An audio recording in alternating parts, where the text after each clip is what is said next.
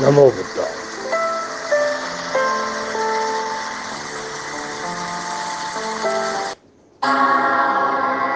संघं शरणं गच्छामि. संघं शरणं गच्छामि. बुद्धं शरणं गच्छामि.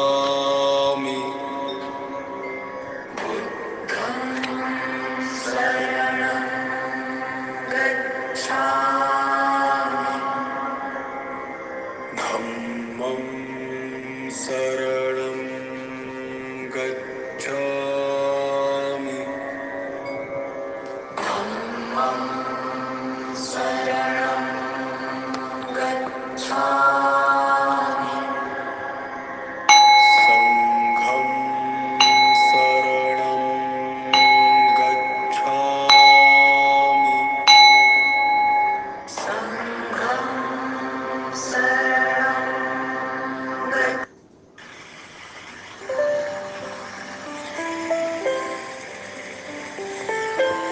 भगवान बुद्ध आणि त्यांचा धम्मा. लेखक डॉक्टर भीमराव रामजी आंबेडकर. जगातील विख्यात पंडित, कायदेपंडित, समाजशास्त्र, राज्यशास्त्र, इकॉनॉमिक्स, पॉलिटिकल, धार्मिक, प्रत्येक शास्त्राचा गाढा अभ्यास असणारा कायदेपंडित, जगातील सर्वात सुंदर घटना आणि बुद्ध आणि धम्म ज्यांनी शेवटच्या क्षणी दिलं, ती एक प्रकारचं फार मोठं जगामध्ये काम केलेलं विश्वरत्न,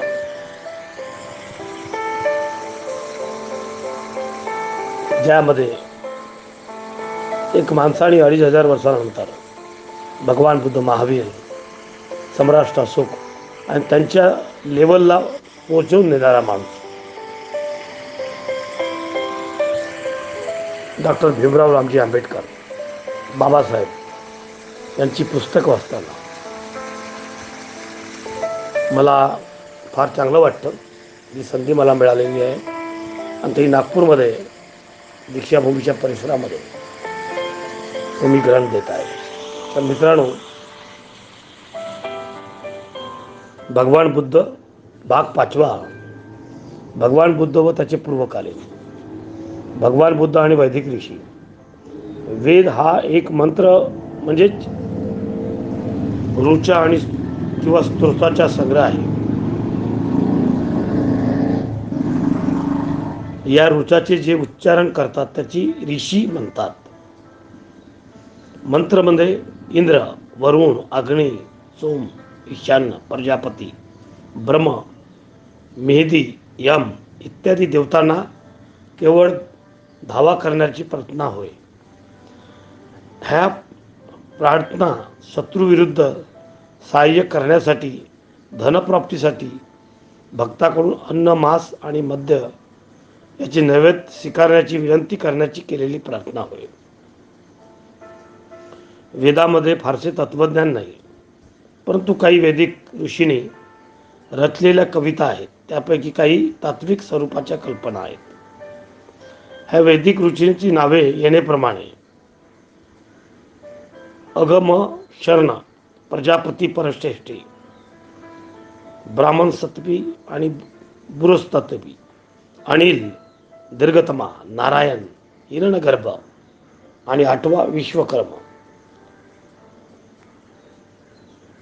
या वैदिक तत्वे व्यक्त्या पुढील मुख्य समस्या येण्याप्रमाणे होत्या: हे जग कसे उत्पन्न झाले, वस्तूची निर्मिती कशी झाली, त्यांचे ऐक्य व अस्तित्व काय आहे, त्यांची निर्मिती कोणी केली आणि पालन कोणी केले, जग कशापासून निर्माण झाले आणि ते कुठे विलीन होणार आहे. अघर्मशन्न म्हणतो की जग हा तपस्येपासून, उष्णतेपासून निर्माण झाले. तपस्व हेच निर्मितीक्षम तत्व होय. त्यापासून धर्म आणि सत्य यांचा जन्म झाला. त्यापासून रात्र उत्पन्न झाली. तमापासून पाणी निर्माण झाले. आणि पाण्यापासून काळाची उत्पत्ती झाली. काळापासून चंद्र आणि सूर्य, स्वर्ग, पृथ्वी, आकाश, प्रकाश यांचा जन्म झाला. काही दिवस व रात्र यांची व्यवस्था निर्माण झाली. ब्राह्मणस्पतीने असत्य पासून सत्याची उत्पत्ती होते असा सिद्धांत गृहीत धरला. त्याने असत्य या शब्दाचा अर्थ अनादी अनंत असा सांगितला. सत्य हे मूलतः असत्यापासून उत्पन्न झाले. संपूर्ण सत्याचा मूलाधार असंच हे होत. भावी सत्य हा मूलाधार सध्याच्या अस्तित्व हे आहे. प्रजापती परश्रेष्ठींनी असत्यापासून सत्य निर्माण झाले काय या प्रश्नापासून सुरुवात केली. त्याचे म्हणणे असे आहे की या प्रश्नाचा प्रस्तुत विषयाची काहीच संबंध नाही. त्यांच्या मते अस्तित्वात असलेल्या सर्व वस्तूंची मूळ पाणी हे होय. परमश्रेष्ठ जडत्व आणि चेतना यात भेद केला नाही.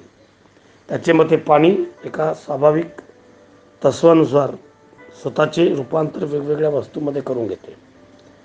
या तत्वाला त्याचे काम किंवा वैश्विक इच्छा असे नाव दिले. अनिल हा आणखी एक वैदिक तत्व व्यक्ता होता. त्याच्या मते वायू हेच मूलतत्व होय. त्याच्यात स्वाभाविक चैतन्य शक्ती असते. त्याच्या निर्मितीच्या निसर्गात असते. दीर्घतमा याने सांगितले की सर्व प्राणी मात्र शेवटी सूर्यापासून अवलंबून असतात. स्वतःच्या स्वाभाविक शक्तीमुळे सूर्य या मागे पुढे हालचाल करीत सरकत असतो. सूर्य करड्या रंगाच्या पदार्थाचा बनलेला असतो आणि विद्युत व अग्नी हे देखील त्याप्रमाणे बनलेले असतात. सूर्य, विद्युत व अग्नी या पदार्थाचे प्राण्याने विभाजकुंचक असते. प्राणी हे वनस्पतीचे बीज होय. याप्रमाणे दीर्घतमा यांनी विचार होते. नारायणाच्या मतानुसार पुरुष म्हणजे परमेश्वर हा जगाचे अधिकारण होय. सूर्य, चंद्र, पृथ्वी, पाणी, अग्नी, वायू, अंतरिक्ष, आकाश, क्षेत्र, ऋतू, पक्षी, सर्व पक्षी, मानवाच्या सर्व जाती आणि सर्व मानवी संस्था याची उत्पत्ती पुरुषापासून झालेली आहे. हिरण्यगर्भाच्या सिद्धांतानुसार हिरण्यगर्भ हा परश्रेष्ठी आणि नारायण यांच्या मध्यभागी होता. हिरण्यगर्भ म्हणजे सुवर्णगर्भ बीज, हिलाच विश्वाची महान शक्ती मानले जाते. इतर सर्व शक्तीची आणि ऐतिक पारंपरिक जीवाची उत्पत्ती इच्छापासून झालेली आहे. हिरण्यगर्भचा दुसरा अर्थ अग्नी. सौरमंडल नावाच्या विश्वाच्या उत्पत्तीचे तत्व अग्नीपासून बनले आहे. विश्वकर्माच्या सृष्टीमध्ये अस्तित्व असलेल्या सर्व वस्तूंचा मूळ पदार्थ पाणी होय आणि त्यापासून हे जग निर्माण झाले आहे. संचर हा त्यांचा स्वभाव धर्म होय असे समजणे योग्य नव्हे. विश्वकर्माच्या दृष्टीने ते असाधारणकारक आहे. पाणी हा जर मूळ पदार्थ असेल तर पाणी अस्तित्वात कसे झाले आणि पाण्याने स्वतःमध्ये चैतन्य शक्ती निर्मिती कशी केली आणि पृथ्वी, आप, पाणी, तेज इत्यादी शक्ती, अन्न, नियम इत्यादी सर्व काही कसे उत्पन्न झाले हा प्रश्न आपल्यापुढे शिल्लक राहतो. विश्वकर्माचे मत असे होते की पुरुष हाच सर्वांचा मूलाधार होय. पुरुष हाच आधी आहे आणि अंतही आहे. तो हा दृश्य विश्वाच्या पृथ्वीपासून आहे. हा सर्व वैश्विक शक्ती अस्तित्वात येण्यापूर्वीच तो अस्तित्वात होता. एकट्या पुरुषाने हे विश्व निर्माण केले आणि कार्यान्वित केले. पुरुष केवळ एक आहे आणि एकमेव आहे.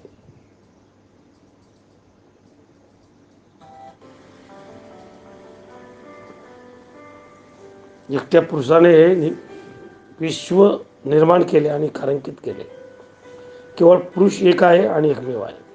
तो जन्म नसलेला म्हणजे स्वयंभू आहे आणि या जगात अस्तित्वात असलेल्या सर्व वस्तू त्याच्यातच वास करीत असतात. तो सर्वज्ञ, सर्व शक्तिमान असा आहे.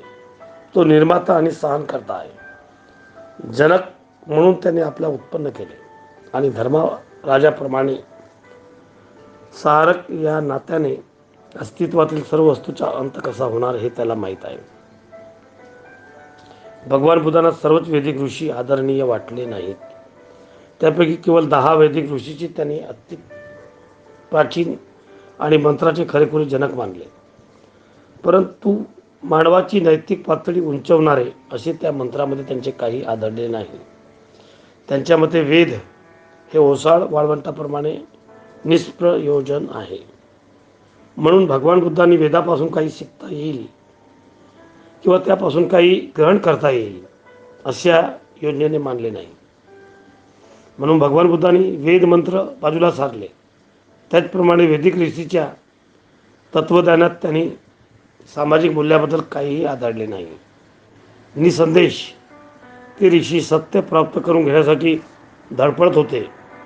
ते त्याला अंधारात शोधत होते, परंतु ते सत्याप्रत पोचले नव्हते.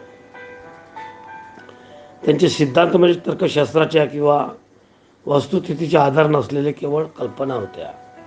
त्यांच्या तर्कशास्त्र किंवा यथार्थ गोष्टीची काहीच संबंध नव्हता. तत्वज्ञानाच्या त्यांनी जी भर घातली तिच्यामुळे कोणी सामाजिक मूल्ये निर्माण झाली नाहीत आणि म्हणून वैदिक ऋषींनी तत्वज्ञान निरुपयोगी समजून त्यांनी ते टाकून दिले.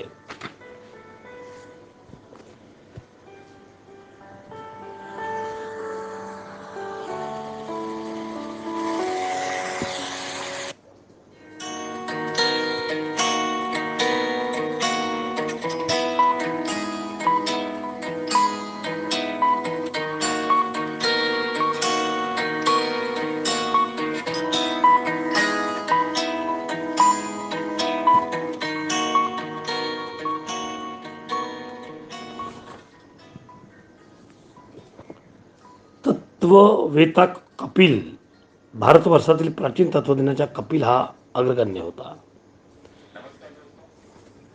किस्से का हिस्सा सीजन 3 में आपका एक बार फिर से स्वागत है. आज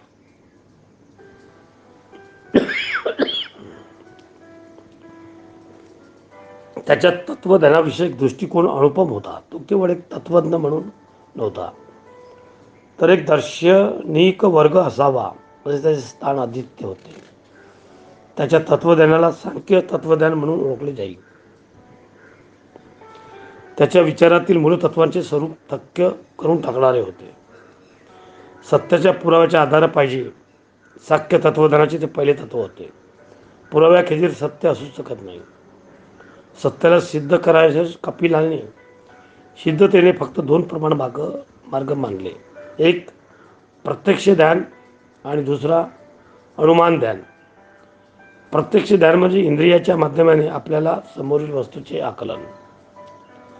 अनुमान 3 प्रकारचे आहेत. कारणावरून कार्य ओळखणे, जसे ढगाच्या अस्तित्वावरून पावसाचे अनुमान ओळखणे. कार्यावरून कारण ओळखणे, जसे दरीतून वाहणाऱ्या ओढाचे पूर आल्यावरून डोंगरात पाऊस पडत असल्यास अनुमान काढणे. आणि तिसरा सामान्यतः दृष्टी अनुमान, जसे मनुष्य जेव्हा एका स्थानावरून दुसऱ्या स्थानी जातो तेव्हा जो स्थान परिवर्तन करतो असे आपण अनुमान काढतो. त्याप्रमाणे त्या अर्थी तारे निरनिराळ्या ठिकाणी दिसतात, त्या अर्थी हे स्थान परिवर्तन करतात असे आपण अनुमान काढतो. त्याचे दुसरे तत्व सृष्टीच्या उत्पन्नासंबंधी होते. सृष्टीची उत्पत्ती आणि तिचे कारण हे विश्व निर्माण करणारे कोणीतरी निर्माण आहे हा सिद्धांत कपिलाने अमान्य केला. त्याप्रमाणे मातीतून मडके तयार होते किंवा सुतामधून कापड तयार होते, त्याप्रमाणे उत्पन्न वस्तूचे अस्तित्व पहिल्यापासून कारणात असते असे त्यांचे मत होते. विश्व एखाद्या निर्मात्याचे निर्माता केले हा सिद्धांत अमान्य करण्यासाठी कपिलाने पुढे केलेला हा पहिला आधार आहे. आपल्या मताच्या समर्थनात त्यांनी इतरही काही आधार दिले आहेत.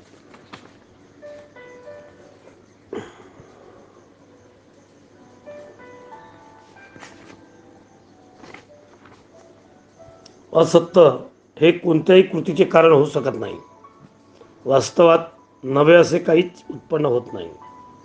निर्माण झालेली कोणतीही दिसणारी वस्तू ही ज्या पदार्थापासून बनते त्यापेक्षा ती निराळी नसते.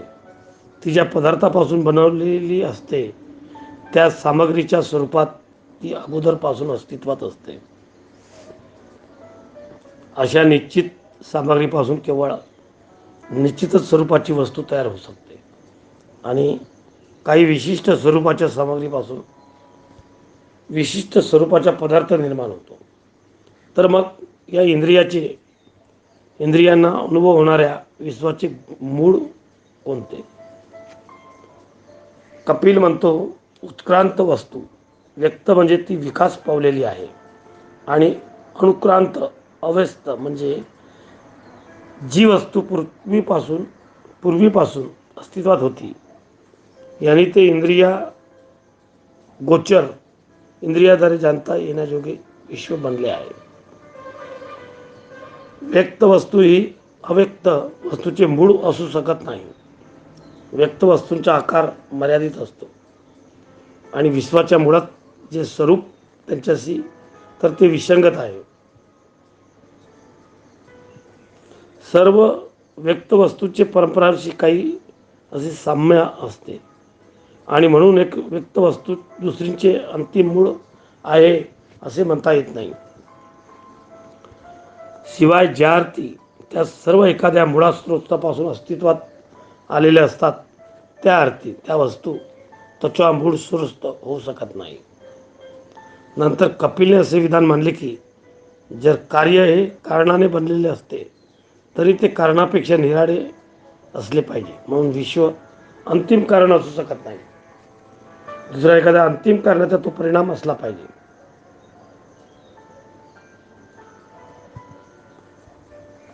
अव्यक्त वस्तूंचे प्रत्यक्ष ध्यान का होऊ शकत नाही? तिच्या योगे तिचे प्रत्यक्ष ध्यान होईल अशी क्रिया इंद्रियाचा अनुभव होणारी का होत नाही? याचे कपिलाने पुढील प्रमाणे उत्तर दिले. त्यांनी निरनिराळी असू शकतात. एक असे कारण असू शकते की ज्याप्रमाणे ज्यांच्या अस्तित्वाबद्दल शंका नसते अशी वस्तूही प्रत्यक्ष दिसत नाही. उदाहरणार्थ हवा आणि विद्युत. त्याचप्रमाणे अव्यक्त वस्तूंच्या सूक्ष्म स्वरूपाच्या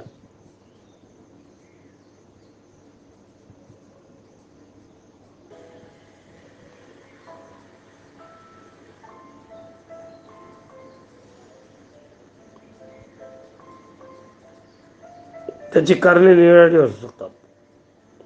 उदाहरणार्थ हवा आणि किंवा विद्युत. त्याप्रमाणे अवस्थ वस्तूची सूक्ष्म स्वरूपामुळे त्या इंद्रिया गोचर होते नसतील. उदाहरणार्थ परमाणू आणि अतिशय दूर असलेल्या त्यांची अनुभूती होत नसेल किंवा अतिशय सानिध्य असल्यामुळे अनुभूती होत नसेल किंवा तिसरी एखादी वस्तू मध्येच असल्यामुळे अनुभूती होत नसेल किंवा त्या दिसणाऱ्या पदार्थाशी झालेल्या संकरामुळे एखाद्या अधिक तीव्र संवेदनेचे अस्तित्व असल्यामुळे अनुभूती होत नसेल किंवा निरीक्षणाचे अंधत्व किंवा त्याच्या ध्यानकेंद्राचे किंवा मनाचा एखादा दोष त्यामुळे अवस्थ वस्तू अदृश्य राहतात असतील तर अनुभूती होत नसेल. कपिलला विचारण्यात आले की मग विश्वाचे मूळ कोणते? विश्वाचा व्यक्त भाग अव्यक्त भाग याच्यातील फरक कशामुळे होतो? कपिलने उत्तर दिले, व्यक्त वस्तूंना देखील कारण असते आणि अव्यक्त वस्तूंनाही कारण असते. दोघांचेही मूळ स्रोत मात्र कारणातील आणि स्वतंत्र असतात. व्यक्त वस्तू संख्येने पुष्कळ आहेत आणि अवकाश आणि काल यांच्या बाबतीत मर्यादित आहेत. त्यामुळे मूळ एकच आहे. शाश्वत व सर्वव्यापी वस्तू क्रियाशील आणि सायवत अवयव असणारे असतात. सर्वाचे मूळ कारण सर्व वस्तूमध्ये अंतर्भूत असते परंतु निष्क्रिय आणि एकसंग असते. कपिल म्हणतो की अनुक्रांत वस्तूच्या विकासासाठी प्रक्रिया सत्य रंजस आणि तमस्य या तिच्या 3 घटकामुळे घडत असते. त्यांना 3 गुण असे म्हणतात. त्या 3 गुणामध्ये प्रथम अर्थात सत्व प्रकृतीमध्ये प्रकाशमान आहे, तो प्रकट होतो, माणसाच्या सुखाने कारण होतो. दुसरा गुण रज्ज आहे, तो प्रेरित करतो, संचालित करतो किंवा क्रियाशीलता निर्माण करतो. तिसरा गुण तम्मा आहे, तो वज्रणाना घोतक आहे, तो अळवितो आणि निष्क्रियता व उपेक्षेची स्थिती निर्माण करतो. तीन घटकांचे परस्परांचे संबंध होऊनच ते क्रियाशील होतात. ते एकमेकावर मात करतात, एकमेकांना आधारी देतात आणि परस्परात मिळून जातात. त्याचप्रमाणे ज्योत, सेल, बात हे घटक दिव्याच्या घटकाप्रमाणे परस्पर संयोग करतात. त्यामुळे दिवा जळतो. त्याप्रमाणे ते तिन्ही गुणा देखील एकत्रितपणे मिळून क्रियाशील होतात.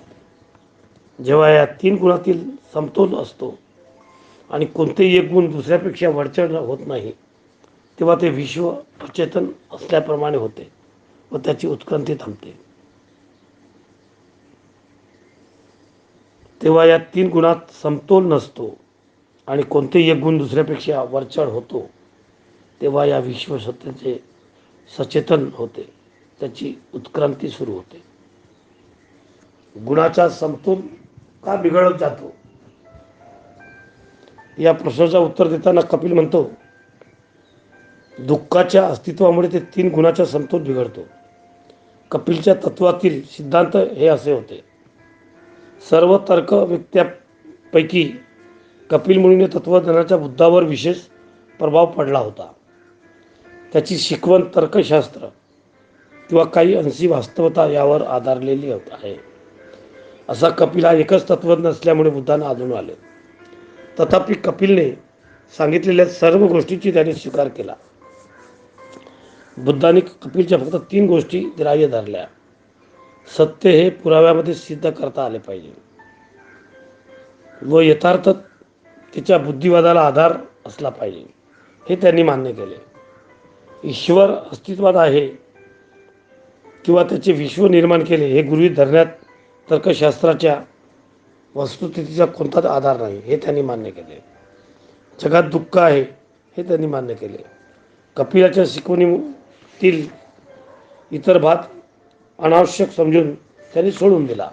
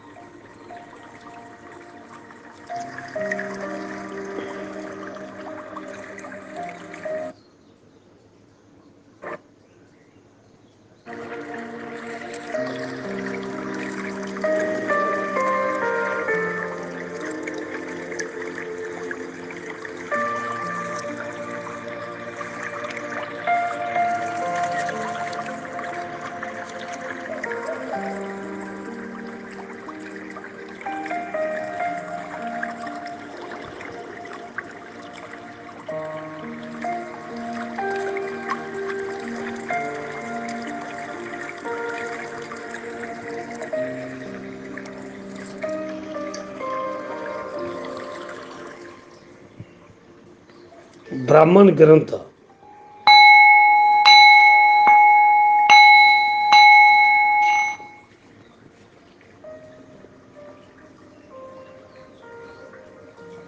वेदानंतरचे धार्मिक ग्रंथ म्हणजे ब्राह्मण ग्रंथ या नावाने ओळखले जातात. दोघांनाही पवित्र ग्रंथ मानले जातात. वस्तुत्व ब्राह्मण हा वेदांचाच एक भाग होय. दोन्ही ग्रंथ सोबतच असतात. त्यांना तृष्टी या नावाने संबोधले जाते. ब्राह्मणी तत्वज्ञान हे 4 सिद्धांतावर आधारलेले आहे. पहिला सिद्धांत म्हणजे वेद हे केवळ पवित्र नसून ते अपौरुषेय आहेत आणि त्यांचा अधिकार वादातील आहे. त्यांच्या एकाही शब्दावर प्रश्नचिन्ह लागू शकत नाही.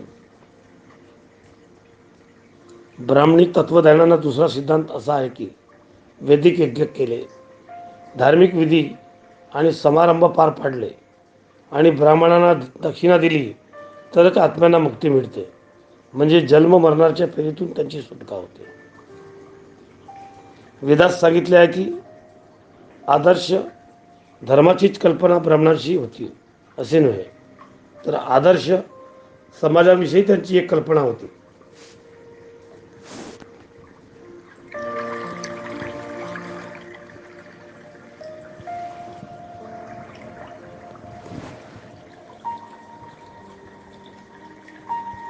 या आदर्श समाज रचनेला त्याने चातुर्वर्ण असे नाव दिले.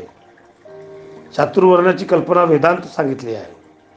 ज्या अर्थी वेद हे वादातील आहेत आणि वेदातील अधिकाराबद्दल कोणीही प्रश्न करू शकत नाही, त्या अर्थी समाज रचनेच्या चातुर्वर्ण पद्धती सुद्धा बंधनकारक आणि वादातील आहे आणि ती तर्कातील आहे. ही समाज पद्धती काही विशिष्ट नियमावर आधारलेली आहे. पहिला नियम असा आहे, समाज 4 वर्णात विभागला गेला आहे: ब्राह्मण, क्षत्रिय, वैश्य आणि शूद्र. दुसरा नियम असा आहे की या वर्णात सामाजिक समता असू शकत नाही. वर्गवार विषमतेच्या नियमाचे जे पारंपरिक बांधले गेले पाहिजेत. सर्वांच्या वर ब्राह्मण असले पाहिजे, ब्राह्मणाच्या खालोखाल पण वैश्याच्या वर क्षत्रिय, क्षत्रियाच्या खालोखाल परंतु शूद्राच्या वर वैश्य आणि शूद्र हे सर्वांच्या खाली असले पाहिजे. हक्क आणि अधिकार यांच्या बाबतीत 4 वर्णात समानता असू शकत नाही. हक्क आणि अधिकार यांचा उपयोग वर्गवार विषमतेच्या नियमानुसार होऊ शकत नाही. ब्राह्मणाच्या त्याच्या इच्छेप्रमाणे हवे असतील ते सर्व हक्क अधिकार प्राप्त होते, पण ब्राह्मणाचा जे हक्क अधिकार मिळते ते क्षत्रियांना मिळत नसते. त्याला वैश्याप्रमाणे जास्त हक्क व अधिकार मिळतात. वैश्याला शूद्रापेक्षा अधिक हक्क व अधिकार असते, पण क्षत्रियांना मिळणारे हक्क अधिकार त्यांना मिळत नसतं. आणि जिथे शूद्राचा प्रश्न आहे तिथे शूद्राचा अधिकार तर नव्हतेच. त्याच्याकरता एवढेच पुष्कळ समजले जात होते की 3 वरिष्ठ वर्णांना न दुखावता कसे तरी जगता यावे एवढेच त्याचा अधिकार होता.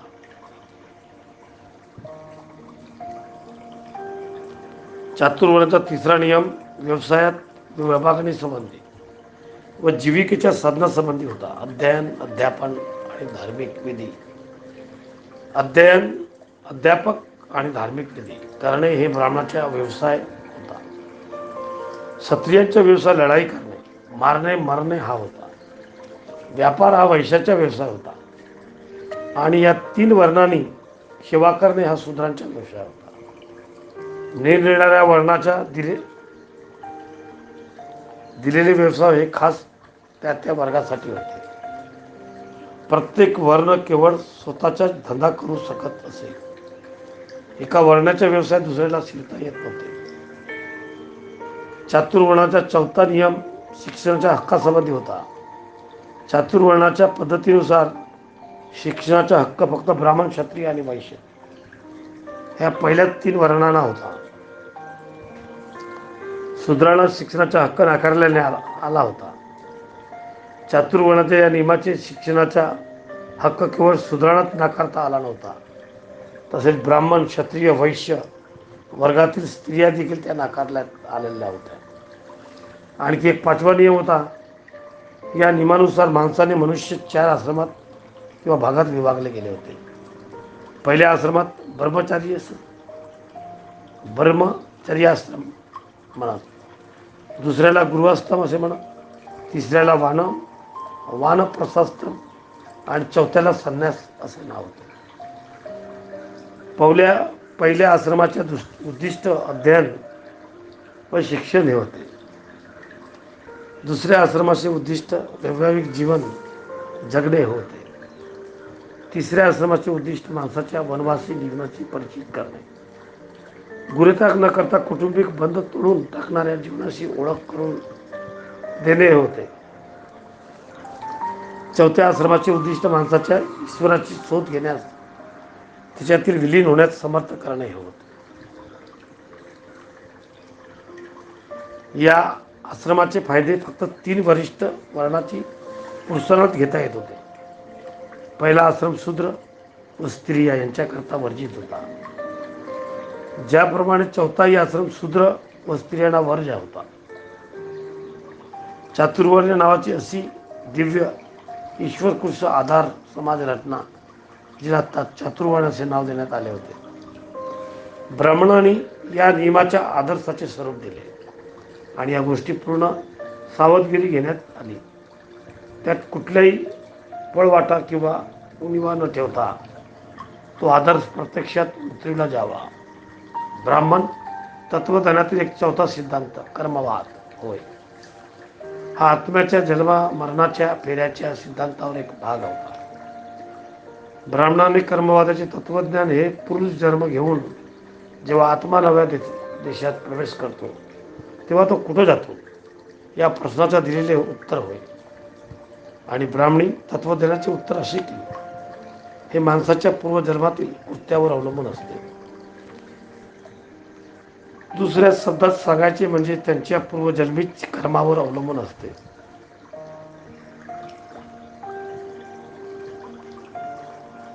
ब्राह्मणी तत्वज्ञानातील पहिला सिद्धांत तथागत बुद्धाला तीव्र विरोध होता.